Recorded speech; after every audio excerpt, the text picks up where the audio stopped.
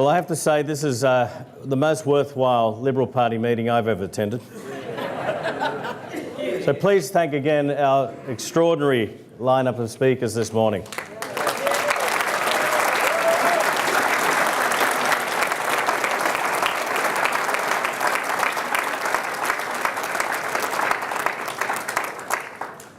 There's been a lot of talk about innovation in politics.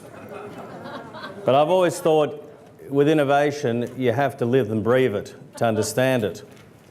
And I can't say that the party, particularly the New South Wales division, is living and breathing innovation. And I'm delighted this morning to launch the Democratic Reform phone application.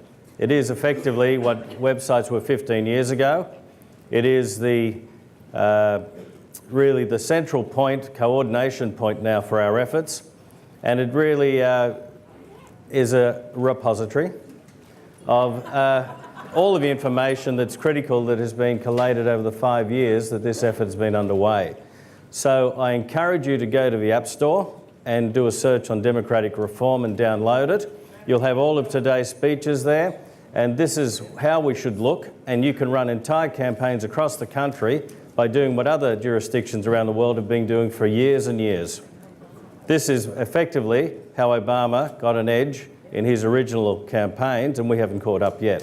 So we may as well get on with it and create a real-life example of how we should be operating as a broader party. And to Tony's words, the critical important unification of the party, where we do have a lot more in common than we have that really drives us apart.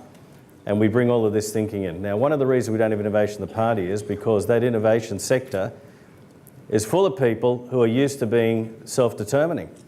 They're not attracted to an environment where their word is not going to be valued.